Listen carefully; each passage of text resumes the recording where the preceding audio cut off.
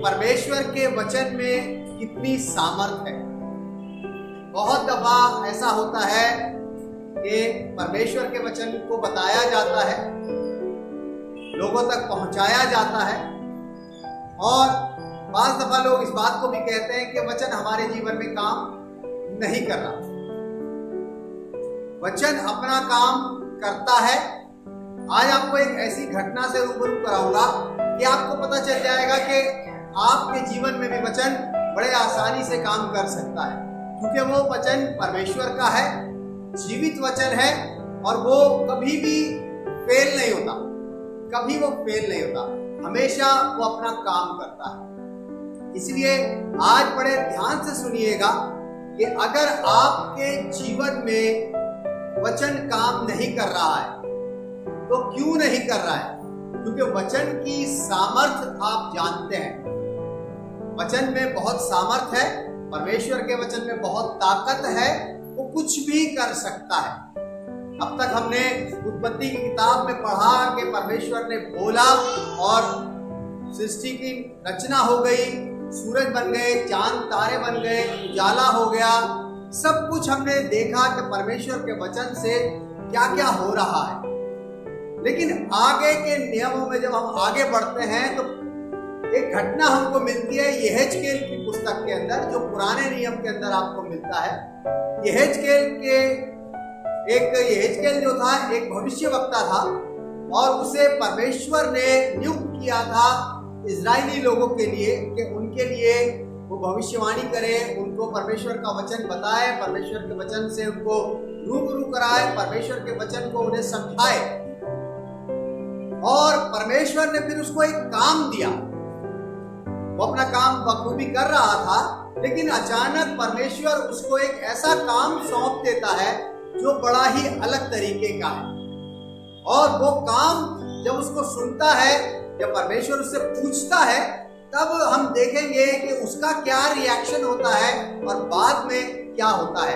अगर आप निकालना चाहें तो मेरे साथ निकाल सकते हैं यहेजकेल की पुस्तक, उसका 37वां अध्याय 37।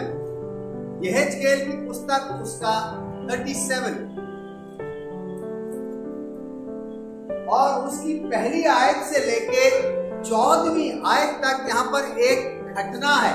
कहानी नहीं बोलूंगा, घटना है जो घटित हुई है, जिसे परमेश्वर ने खुद अंजाम दिया है। और इस चीज को जानने की कोशिश करेंगे कि किस तरीके से परमेश्वर का वचन जीवनों में काम कर सकता है, अगर हम उसे अलाउ करें तो।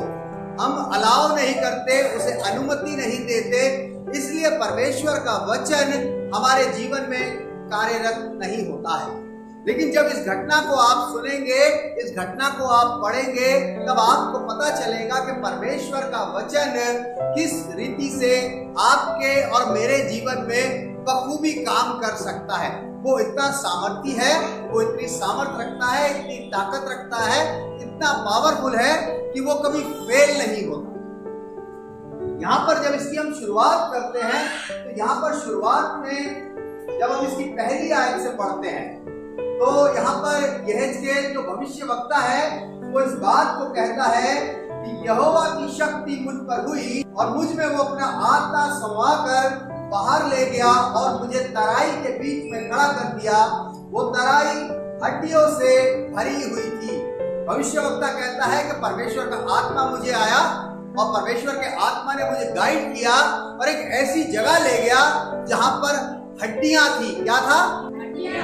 परमेश्वर के जो भविष्यवक्ता था उसको परमेश्वर की तरफ से आज्ञा मिली कि तुम फलानी जगह जाओ, और वहां पर जब वो पहुंचता है तो वहां पर उसको हड्डियां मिलती हैं।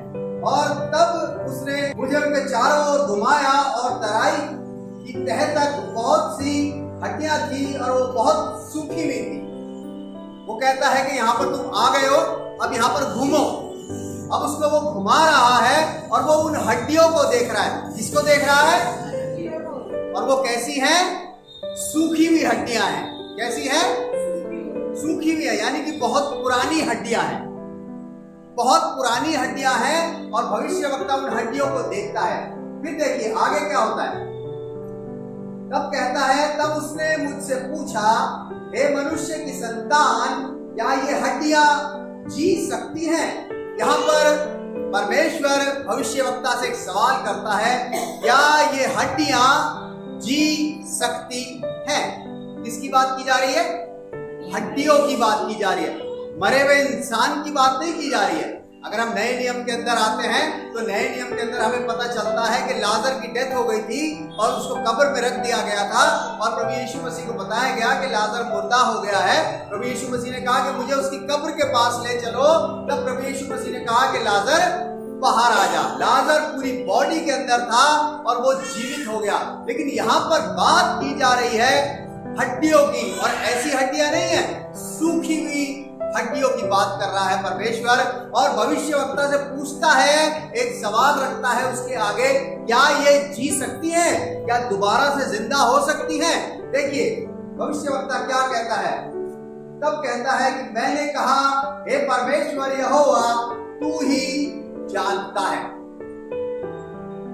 डाउटफुल कौन था? ये भविष्यवक्ता था। इसने कंफर्म नहीं किया कि परमेश्वर, जी हाँ, अगर आप चाहोगे तो ये हड्डियां जिंदा हो सकती हैं। उसने भी कह दिया कि प्रभु जी आप ही जानते हो कि ये जिंदा हो सकती है कि नहीं, मैं इस बारे में कुछ नहीं कह सकता। उसने हाथ झाड़ लिए, उसने कहा मैं नहीं कहूंगा कि ये जिंदा हो सकती है कि नहीं, ये तो आप ही जानते हो। यहां पर एक चीज समझने वाली है कि परमेश्वर का वचन जो है वो किसी ना किसी पर्पस के लिए हमारे पास आता है। कोई ना कोई उद्देश्य होता है कि परमेश्वर का वचन हमारे पास पहुंचता है। और जब परमेश्वर का वचन हमारे पास पहुंचता है, वो हमसे पूछता है कि क्या ये कार्य करेगा, तो हमारा जवाब होता है हमें नहीं पता प्रभु जी ये काम करेगा। यहां पर भविष्यवक्ता खुद इस बात को कहता है, प्रभु जी मुझे नहीं पता कि ये हड्डियां जी सकती हैं कि नहीं। जब हम इसकी चौथी आयत में आते हैं तो चौथी आयत से यहां पर अब कुछ शुरू होने वाला है। बड़े ध्यान से सुनिएगा, बड़े ध्यान से समझिएगा कि परमेश्वर के वचन की सामर्थ्य क्या कर सकती है। जब हम इसकी चौथी आयत पढ़ते हैं, लिखा है, तब उसने मुझसे कहा, इन हड्डियों से भविष्यवाणी करके कह। किससे कह रहा है? किससे कह रहा है? भविष्यवाणी किससे करनी है? जो सुन नहीं सकती, जो देख नहीं सकती, जो चल नहीं सकता, जो कुछ भी नहीं हो सकता, वो क्या है? मेरी हड्डियां हैं। और कैसी हैं? सूखी हुई हड्डियां हैं। सूखी हड्डियों का मतलब आप समझे? सूखी हड्डियों का मतलब है कि अगर कोई मर गया है ऐसी जगह में जहां पे कुछ नहीं है, उसको कब्र में भी नहीं डाला गया है, उसके मांस को पक्षी नोच के खा गए, जानवर नोच के खा गए और उसका नर कंकाल निकल आया, उसका कंकाल निकल आया और काफी सालों से वो कंकाल वहां पड़ा है और उसकी हड्डियों का जो रस है, जो पानी है, वो बिल्कुल ड्राई हो गया, वो बिल्कुल सूख गया। अब वो हड्डियां किसी काम की नहीं है। हड्डियां चूर चूर हो रही हैं, हड्डियां टूटी पड़ी हैं, बिखरी पड़ी हैं। लेकिन यहां पर परमेश्वर भविष्यवक्ता से कहता है कि हड्डियों से भविष्यवाणी कर। आप कहिए ये कैसी बात है, कुछ मजाक सा चल रहा है। एक भविष्यवक्ता को ऐसी जगह परमेश्वर लेके आता है, एक ऐसी घाटी में लेके आता है, एक ऐसी तराई में लेके आता है, एक ऐसे मैदान में लेके आता है, उसको दिखाता है कि देख भाई ये क्या है। वो कहता है जी ये तो हड्डियां हैं, तो बहुत सारी हड्डियां हैं और बिल्कुल सूखी हुई हैं, इनका आप क्या करोगे? कहता है इनसे भविष्यवाणी कर, इनसे भविष्यवाणी कर। और कहता है कि परमेश्वर ने मुझसे कहा कि इन हड्डियों से भविष्यवाणी करके कह कि हे सूखी हड्डियों, यहोवा का वचन सुनो। किससे बोला जा रहा है? वचन सुनने को किससे बोला जा रहा है? जोर से बताइए। सूखी हड्डियां क्या वचन सुन सकती हैं? बताइए, मुझे जवाब दी, जोर से बताइए, जोर से बताइए। नहीं सुन सकती, ये आपकी राय है।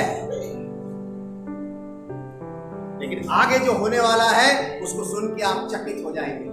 वो कहता है कि हे सूखी हड्डियों, परमेश्वर का वचन सुनो। हमारे पास तो कान है, हम तो जिंदे हैं, हम तो सांस ले रहे हैं, हम तो चल सकते हैं, हम बोल सकते हैं, और हम परमेश्वर का वचन नहीं सुनते, नहीं सुनते। लेकिन यहां पर परमेश्वर अपने वचन को हड्डियों को सुनवाने की बात करता है। और कौन सी हड्डियों को? सूखी। याद रखिएगा इस शब्द को। कौन सी हड्डियां हैं?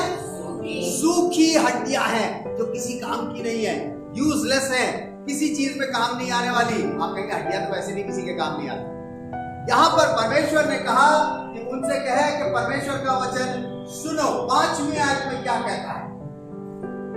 5वीं आयत में कहता है कि परमेश्वर यहोवा तुम हड्डियों से क्यों कहता है। बात किससे हो रही है?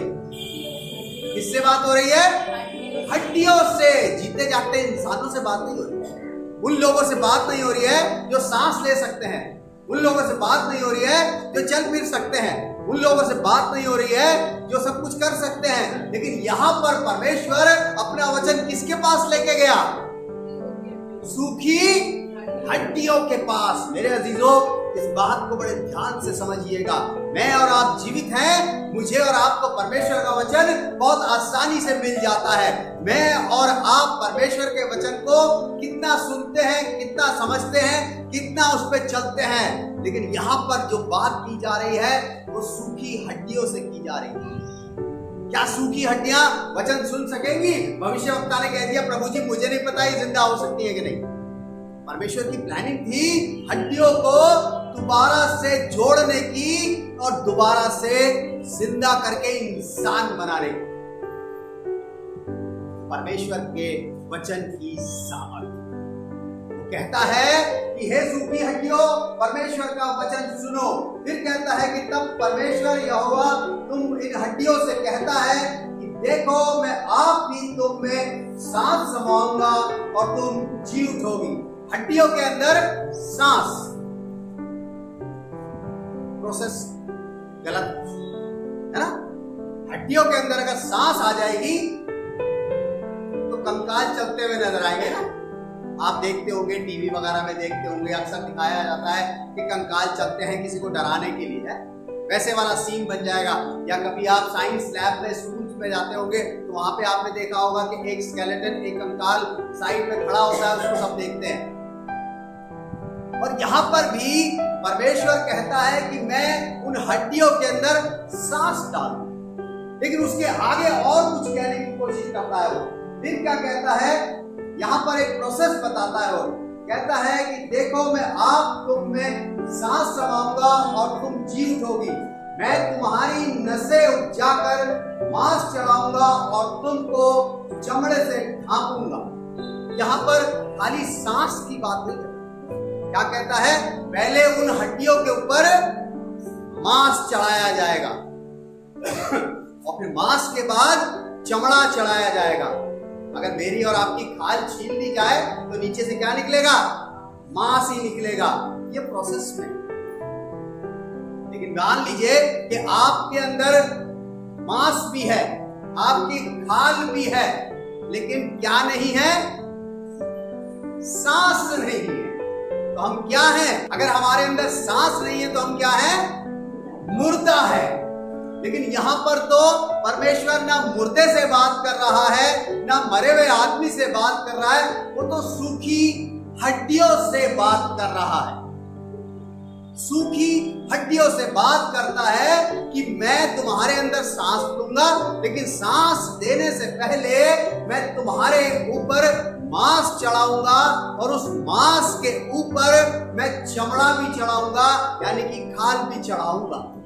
फिर उसके आगे लिखता है और तुम में सांस समाऊंगा और तुम जी उठोगे और तुम जान लोगे कि मैं यहोवा हूं। कहता है, बताना चाहता है, मरे हुए इंसान को नहीं पता कि कौन परमेश्वर है, लेकिन कहता है कि जब मैं तुमको जिंदा कर दूंगा तब तुम जान जाओगे कि मैं परमेश्वर यहोवा हूं। एक प्रोसेस में वो लेके जाता है और उसके बाद देखिए क्या होता है। इस आज्ञा के अनुसार मैं भविष्यवाणी करने लगा और मैं भविष्यवाणी कर ही रहा था कि एक आहट हुई। भविष्यवाणी कहां कर रहा है? खड़ा होके। यहेजकेल कहता है कि परमेश्वर ने मुझे आज्ञा दी और वचन कहा कि वचन इनको सुना दो। आज भी बहुत से परमेश्वर के दास हैं जिनको ये काम मिला हुआ है कि तुम जाके लोगों को मेरा वचन सुनाओ। वो सुनाते हैं और पता है आप, आजकल सूखी हड्डियां ज्यादा हो। आजकल जीते जागते इंसान सूखी हड्डियों के समान हैं क्योंकि वो परमेश्वर का वचन रिसीव करना नहीं चाहते। पड़े हुए हैं ऐसे कैसे, नहीं हमें सूखा ही रहने दो, हम यहां तराई में पड़े हैं, हमें पड़े रहने दो। हमारे जीवन में वचन काम नहीं करता। क्यों नहीं करता? क्योंकि रिसीविंग नहीं है, ग्रहण करने की क्षमता नहीं है, चाहते नहीं है कि परमेश्वर का वचन ग्रहण करें। कितने ही भविष्यवक्ता आ जाएं आपके पास, कितने ही प्रॉफिट आ जाएं, कितने ही पास्टर आ जाएं, अगर आपके अंदर रिसीविंग पावर नहीं है तो परमेश्वर का वचन आपके जीवन में कभी काम नहीं करेगा। लेकिन यहां पर भविष्यवक्ता कहता है मैं गया, मैंने हड्डियों से बात करनी शुरू करी। मैंने हड्डियों को, किससे कह रहा है? किससे कह रहा है? हड्डियों से बात कर रहा है, इंसानों से बात नहीं कर रहा है, उनसे बात नहीं कर रहा है जो सुनते हैं। ऊपर कह चुका था कि प्रभु जी मुझे नहीं पता ये जिंदा होंगी कि नहीं, आपने मुझे कहा है इनसे जाके बात करो, मेरा काम है इनसे बात करने का, इनके बारे में बताने का। जो आपने मुझे कहा है मैं इनसे कह देता हूं जाकर। और कहता है 7वें आयत में कहता है कि इस आज्ञा के अनुसार, परमेश्वर की आज्ञा थी कि उसको जाना ही जाना है, डिनाय नहीं कर सकता था, मना नहीं कर सकता था। अगर मना करता तो कहां जाता? कौन बताएगा? मना करता तो कहां जाता? मछली के पेट में जाता। भूला मत कीजिए मछली के पेट को। कौन गया था मछली के पेट में? कौन गया था? योना। याद रखिए आप ये कि अगर परमेश्वर की बात से इनकार किया जाएगा तो उठा के कहां भेज देगा? मछली के पेट में। तो इसने कहा प्रभु जी आपने आज्ञा दी है हड्डियों से बात करने के लिए, मैं तो चला, मैं नहीं जा रहा मछली के पेट, मैं जाता हूं और हड्डियों से बात करता हूं। कहता है कि आज्ञा के अनुसार मैं भविष्यवाणी करने लगा। अभी कहता है कि मैं भविष्यवाणी करनी मैंने शुरू ही करी थी। वहां खटर पटर की आवाजें आने, खटर पटर की आवाज कहां से आ रही थी? कहता मुझे एक आहट सुनाई दी, कुछ मूवमेंट होने लगा, कुछ आवाज होने लगी। कहां पर? उस घाटी के अंदर जहां सूखी हड्डियां पड़ी थी। हड्डियों में मूवमेंट परमेश्वर के वचन के द्वारा ये कैसे हो रहा है? कहता है कि अभी मैं भविष्यवाणी करने ही लगा था कि मुझे कुछ आहट सुनाई दी। इसका मतलब समझ लीजिए कि परमेश्वर के मुंह से निकला हुआ वचन कार्यरत होता ही होता है और देर में नहीं होता है। आपको बता दूं, कहते जी हमारे देर में हुआ, ऐसा नहीं। उसका वचन निकला और उसने काम करना शुरू कर दिया। बाइबल बताती है कि मेरा वचन उस बीज के समान है जो जमीन में जाके उगेगा ही उगेगा, खाली वापस नहीं आएगा। यहां पर भी कहता है कि अभी मैंने भविष्यवाणी करनी शुरू ही करी थी। हो सकता है उसने जाके बोला होगा हे सूखी हड्डियों सुनो। सूखी हड्डियां तैयार हो गई, खट खट खट खट खट खट। हाँ जी बोलो। कहता मुझे एकदम से आहट सुनाई दी, हे सूखी हड्डियों सुनो। यहां पर कहता है मुझे एक आहट सुनाई दी और एक भूईडोल हुआ, यानी कि अर्थक्वेक आ गया, यानी कि भूकंप आ गया। हिलने लगा, सब कुछ हिलने लगा, यानी कि परमेश्वर का वचन काम कर रहा है। वो भविष्यवाणी करना शुरू कर रहा है और एकदम से काम शुरू हो गया। जमीन हिलने लगी, कुछ आवाजें आने लगी। ये कहता है कुछ हो रहा है। और क्या बोलता है? कहता है और वे हड्डियां इकट्ठी होकर हड्डी से हड्डी जुड़ गई। अब हो सकता है कि एक कंकाल हो उसकी एक हाथ की हड्डी उस कोने में पड़ी हो, एक पैर की हड्डी उस कोने में पड़ी हो, लेकिन यहां पर जैसे ही उसने बोला कि हे सूखी हड्डियों, परमेश्वर का वचन सुनो, और ये सब तैयार हो गई। कौन? हड्डी कह रही हो कि अरे मेरी बॉडी तो उधर है, रुक जा, मैं आ रही हूं। पैर की हड्डी कह रही हो अरे मेरी तो वहां, रुको रुको रुको। सब खड़बड़ खड़बड़ खड़बड़ खड़बड़, सारी इधर उधर इधर उधर, कंकाल तैयार होने लगे। कहता है हड्डी से हड्डी जुड़ गई, हड्डी से हड्डी जुड़ गई। इसलिए जुड़ गई, बताइए? परमेश्वर का वचन सुनने के लिए। सामर्थ देखिए, परमेश्वर के वचन को सुनने के लिए आज मेरे और आपके पास बड़ा इजीली अवेलेबल है ना। बहुत आसानी से हमें परमेश्वर का वचन मिल जाता है, यूट्यूब पे, फेसबुक पे, पास्टर्स के द्वारा, प्रॉफिट्स के द्वारा बड़े आसानी से मुझे और आपको परमेश्वर का वचन मिल जाता है। वैल्यू नहीं है, अरे ठीक है कोई बात नहीं, फिर देख लेंगे, फिर सुन लेंगे, फिर पढ़ लेंगे। लेकिन यहां कौन सुनने को तैयार हो रहा है? सूखी हड्डियां। परमेश्वर के वचन को सुनने के लिए कहता है आहट हुई और एक भूकंप आ गया और हड्डी से हड्डी जुड़ने लगी आकर। सिर्फ इसलिए जुड़ रही है क्योंकि परमेश्वर ने उनको कहा है कि हे सूखी हड्डियों, परमेश्वर का वचन सुनो। परमेश्वर के वचन को सुनने के लिए हड्डियां तैयार हुई, कहता है। और उसके बाद जब आगे बढ़ते हैं तो 8वीं आयत में कहता है मैं देखता रहा। अब वो देख रहा है, भविष्यवक्ता देख रहा है हो क्या रहा है। उसने भविष्यवाणी कर दी कि परमेश्वर का वचन सुनो। वो सुनने को तैयार है। क्या सुनने को तैयार है? वो कहता है कि मैं तुम्हारे अंदर मांस लगाऊंगा, मैं तुम्हारे ऊपर चमड़ा चढ़ाऊंगा, मैं तुमको सांस दूंगा और मैं तुमको जीवित कर दूंगा, मैं तुमको जीवित कर दूंगा। और यहां पर वो कह रहा है कि मैं देख रहा हूं अपनी आंखों से। ऊपर कह रहा था प्रभु जी मुझे नहीं पता कि ये जिंदा हो पाएंगी कि नहीं हो पाएंगी, लेकिन यहां पर कह रहा है कि मैं देख रहा हूं। क्या देख रहा है वो? देखिए, सुनिए। कहता है कि मैं देखता रहा कि उनमें नसें उत्पन्न हुई, मांस चढ़ा और उसके ऊपर चमड़े से ढक गई।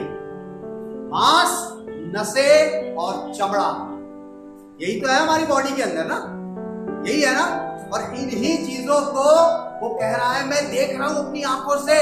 देख रहा होगा कि एक कंकाल खड़ा है, उसके ऊपर नसें चढ़ रही हैं, उसके ऊपर मांस आ रहा है, उसके ऊपर चमड़ा चढ़ रहा है। लेकिन अभी एक चीज की कमी है, अभी एक चीज की कमी है। नसें आ गई, मांस आ गया, चमड़ा आ गया, लेकिन अभी भी ये मरी हुई है, जिंदा नहीं है। जिंदा कब होंगी ये? जब सांस आ जाएगी। लेकिन एक बात आपने गौर करी, ये मरे हुए हैं, सूखे हैं, किसी काम के नहीं है, लेकिन फिर भी एक काम कर रहे हैं। क्या कर रहे हैं? परमेश्वर के वचन को सुन रहे हैं और रिस्पॉन्ड कर रहे हैं। और रिस्पॉन्ड कर रहे हैं कि परमेश्वर का वचन क्या कह रहा है। कहता है मैं देखता रहा कि उनमें नसें आ गई, मैं देखता रहा उनमें चमड़ा आ गया, मैं देखता रहा कि उनके हाथ पैरों में, लेकिन कहता है परंतु उनमें सांस नहीं। अभी सांस नहीं है, अभी सिर्फ बॉडी है। अभी वो वाली बॉडी है जो कब्र के अंदर थी, जिसको प्रभु यीशु मसीह ने कहा था कि लाजर बाहर आ जा, और लाजर बाहर आ गया सांस लेते हुए। यहां वो नहीं, अभी खाली बॉडी है जिनमें मांस आ चुका है, नसें आ चुकी हैं, चमड़ा आ चुका है, लेकिन सांस नहीं आई है। और फिर देखिए क्या कहता है वो, बड़ी अच्छी बात लिखी हुई है इसकी 9वीं आयत में। कहता है तब उसने मुझसे कहा, किसने? परमेश्वर ने कहा। किससे? भविष्यवक्ता से कहता है, कुछ कहता है। क्या कहता है? कहता है कि हे मनुष्य की संतान, सांस से भविष्यवाणी कर। अब किससे भविष्यवाणी कर रहा है? सांस कहाँ है? सांस मैं और आप ले पा रहे हैं ना, तो सांस कहाँ है? वातावरण में सांस है, इस एनवायरनमेंट में सांस है, जिसे हम ऑक्सीजन बोलते हैं ना साइंस की भाषा में। ऑक्सीजन हमें मिलती रहती है जब हम इनहेल करते हैं। ये क्या है? ये ऑक्सीजन है, ये हमें जीवित रखती है, ये हमको सांस रखती है। भविष्यवक्ता वो कहता है कि अब एक काम कर, सांस से भविष्यवाणी करके कह। अभी तक हड्डियों से बोल रहा था, अब सांस से भी कुछ कहता है। क्या कहता है सांस से? कहता है कि सांस से भविष्यवाणी कर, और सांस से भविष्यवाणी करके कह कि हे सांस, परमेश्वर यहोवा यूं कहता है कि चारों दिशाओं से आकर इन घात किए हो में समा जा, ताकि ये जी उठे। चारों दिशाओं से कहता है, चारों दिशाओं पे भविष्यवाणी कर दो। ये जो सांस है ये इन लोगों में आ जाए, ताकि ये जिंदे हो जाए, ताकि ये जीवित हो जाए। और देखिए फिर बड़ी अच्छी बात लिखी हुई है यहाँ पर, उसके आगे कहता है कि उसकी आज्ञा के अनुसार मैंने भविष्यवाणी की, तब सांस उनमें आ गई और वे जीकर अपने पांव के बल खड़े हो गए और एक सेना बन गई। क्या बन गई? सेना बन गई। इसका मतलब ये था कि वो पहले भी सैनिक रहे होंगे और वो युद्ध में मारे गए होंगे, उनको किसी ने दफनाया नहीं होगा, उनकी बॉडी को किसी ने कुछ नहीं किया होगा, वहीं पे मार के फेंक दिया गया होगा और वहीं उनकी हड्डियां सूख गई। लेकिन परमेश्वर उनको दोबारा से इस्तेमाल करना चाहता है। परमेश्वर दोबारा से उनके अंदर जीवन डालना चाहता है। हो सकता है कि आज मैं और आप भी उन सूखी हड्डियों के समान हैं, जो किसी काम की नहीं है, किसी काम नहीं आ सकती। लेकिन मेरे अजीजों, एक बात जान लीजिए, परमेश्वर का वचन आज भी उतनी ही सामर्थ रखता है मुझ में और आप में जान डालने की, जितनी उसने उन सूखी हड्डियों में डाली। अगर हम अपने आप को इस योग्य समझते हैं कि हम कुछ नहीं कर सकते, हमसे कुछ नहीं होगा, हमारे बस की कुछ नहीं है, हम क्या करें, हम परमेश्वर के वचन पे कैसे अमल करें, उसका वचन कैसे दूसरों तक पहुंचाए, तो आज परमेश्वर को कह दीजिए, परमेश्वर जब आप सूखी हड्डियों में जान डाल सकते हो, तो मैं तो जीवित इंसान हूं, मेरे अंदर भी आपका वचन 100% काम कर सकता है। हालेलुया। मेरे अजीजों, इस बात को जानिए कि ये बात यहाँ पर क्यों है। इस परमेश्वर ने उन सूखी हड्डियों से एक सेना तैयार की। सेना का काम क्या है? लड़ाई लड़ना, युद्ध करना। और युद्ध में जीत हासिल तभी होती है जब परमेश्वर उसके साथ होता है। आप बाइबल के अंदर जितनी भी लड़ाइयां देखेंगे, उनमें जितने लोग परमेश्वर के साथ चलते थे और परमेश्वर उनको कहता था कि तुम जीतोगे, तो वो जीत जाते। अगर परमेश्वर के साथ नहीं चलते थे, अपनी मनमर्जी से लड़ाई करते थे, ये पुराने इजरायली लोग थे जो परमेश्वर की आज्ञा के अनुसार नहीं चले। ये मर चुके थे, इनकी हड्डियां सूख गई थी, लेकिन फिर भी परमेश्वर ने इनके अंदर मांस चढ़ाया, सांस चढ़ाई, चमड़ा चढ़ाया और सांस का यहाँ सबसे बड़ा रोल है। अगर हम उत्पत्ति की किताब में जाते हैं, तो उत्पत्ति की किताब में हम देखते हैं कि परमेश्वर ने मिट्टी से आदम को बनाया। वहां किस चीज से बनाया था? मिट्टी से बनाया था। और मिट्टी से बनाने के बाद वो केवल एक पुतला था, जान उसमें तब भी नहीं थी। लेकिन लिखा है कि परमेश्वर ने अपना श्वास, अपना सांस उस पुतले में फूंक दिया और वो जीवता प्राणी बन गया। क्या मेरे और आपके अंदर केवल मांस ही मांस है? क्या केवल हड्डी हड्डी है? परमेश्वर का सांस का होना बहुत जरूरी है। परमेश्वर की सांस अगर मेरे और आपके अंदर नहीं है, तो परमेश्वर का वचन कैसे कार्यरत होगा, कैसे काम करेगा? मैं और आप परमेश्वर के वचन को कैसे आगे बढ़ा सकते हैं? यहाँ पर बड़ी अच्छी बात लगती है मेरे को। कहता है और सेना हो गई। और जब इसकी 11वीं आयत पढ़ते हैं तो कहता है, फिर उसने मुझसे कहा, हे मनुष्य की संतान, ये हड्डियां इजराइल के सारे घराने की उपमा है।